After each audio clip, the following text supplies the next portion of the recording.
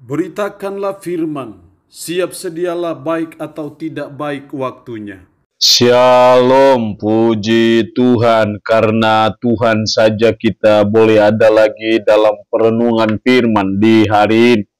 Nats firman Allah yang akan kita renungkan bersama di hari ini saya ambil dari Kisah Para Rasul pasal 12 ayat 1 sampai dengan ayatnya yang ke-19.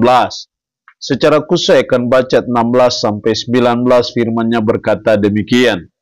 Tetapi Petrus terus-menerus mengetuk, dan ketika mereka membuka pintu dan melihat dia, mereka tercengang-cengang. Tetapi Petrus memberi isyarat dengan tangannya supaya mereka diam. Lalu ia menceritakan bagaimana Tuhan menuntunnya keluar dari penjara. Katanya, beritahukanlah hal ini kepada Yakobus dan saudara-saudara kita. Lalu ia keluar dan pergi ke tempat lain. Pada keesokan harinya gemparlah prajurit-prajurit itu. Mereka bertanya-tanya apakah yang telah terjadi dengan Petrus. Herodes menyuruh mencari Petrus, tapi ia tidak ditemukan. Lalu Herodes menyuruh memeriksa pengawal-pengawal itu dan membunuh mereka.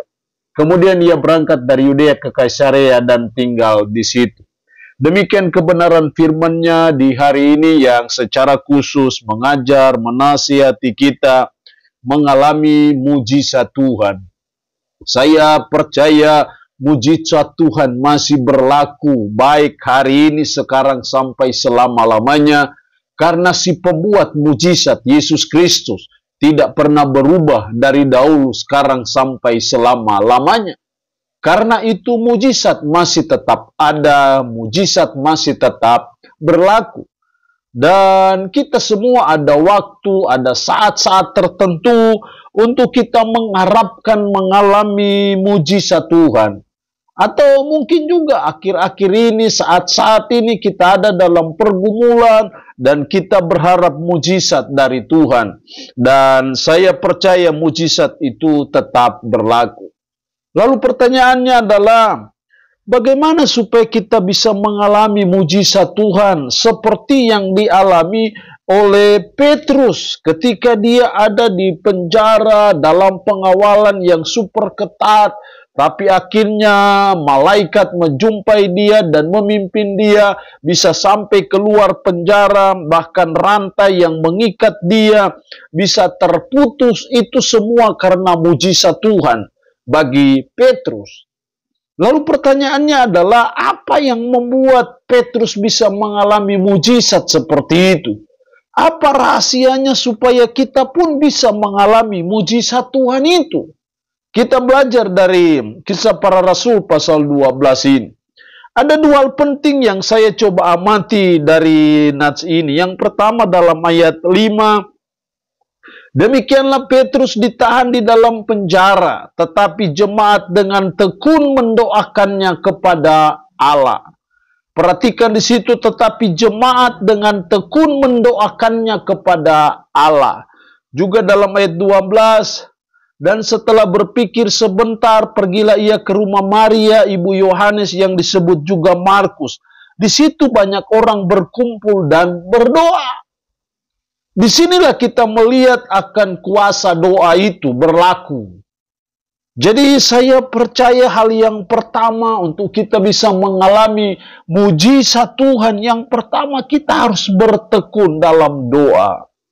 Kita percaya bahwa doa itu masih punya kuasa. Kita percaya bahwa doa bisa mengubah yang tidak mungkin menjadi mungkin, yang tidak bisa menjadi bisa, bahkan yang mustahil sekalipun bisa menjadi tidak mustahil.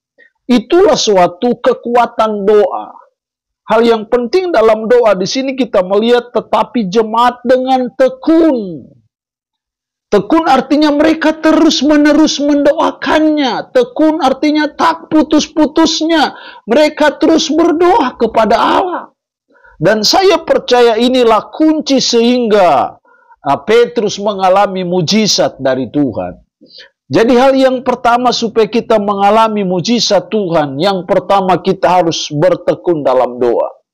Apapun super sibuk kita, apapun kepadatan kehidupan kita, tugas kita, pelayanan kita, jangan pernah lupa bertekun dalam doa.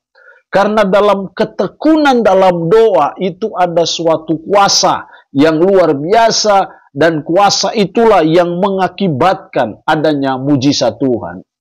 Hal yang kedua yang saya coba amati dari nats ini sampai mujizat terjadi ayat 7.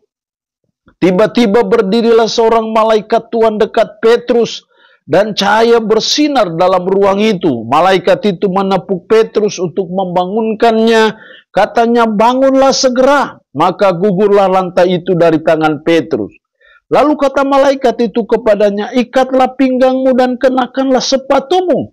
Ia pun berbuat demikian. Lalu malaikat itu berkata kepadanya, kenakanlah jubahmu dan ikutlah aku. Lalu ia mengikuti malaikat itu keluar. Dan ia tidak tahu apa yang dilakukan malaikat itu sungguh-sungguh terjadi. Sangkanya ia melihat suatu penglihatan. Kalau kita melihat di sini suatu ketaatan dari Petrus. Apapun yang dikatakan oleh malaikat, bangunlah segera. Terus ikatlah pinggangmu dan kenakanlah sepatumu. Dia pun berbuat demikian. Lalu malaikat itu berkata kepadanya, kenakanlah jubahmu dan ikutlah aku. Lalu ia mengikuti malaikat itu keluar. Inilah ketaatan. Jadi dalam ketaatan itu ada kuasa sesungguhnya. Dalam ketaatan sesungguhnya itu ada suatu power yang luar biasa. Dan saya percaya ketaatan Petrus ini jugalah yang menyebabkan dia bisa mengalami mujizat dari Tuhan. Jadi Bapak Ibu, kita belajar sebagai umat, sebagai orang percaya, mari kita terus belajar mentaati apa perintah Tuhan, apa kata firman. Karena ketaatan itu selalu membuka pintu berkat. Ketaatan itu selalu mengalirkan kuasa Tuhan, mujizat Tuhan. Itu bisa terjadi. Itu semua dari apa? Dari ketaatan. Jadi ketaatan di mata Tuhan itu sesuatu yang sangat penting dan sangat berharga. Lebih berharga dari jabatan pendeta kita sekalipun. Lebih berharga dari pangkat kedudukan gelar kita. Sebanyak apapun. Karena di mata Tuhan sesungguhnya itu hanya aksesoris saja. Tapi ketaatan itu sesuatu yang penting. Karena ketaatan itulah yang membuat Petrus mengalami mujizat Tuhan. Jadi kalau kita mau mengalami mujizat Tuhan, mari kita belajar menjadi orang yang taat di mata Tuhan. Maka saya percaya kita akan mengalami mujizat-mujizat Tuhan dalam kehidupan kita. Allah yang punya firman ini memberkati kita dengan firman-Nya di hari ini.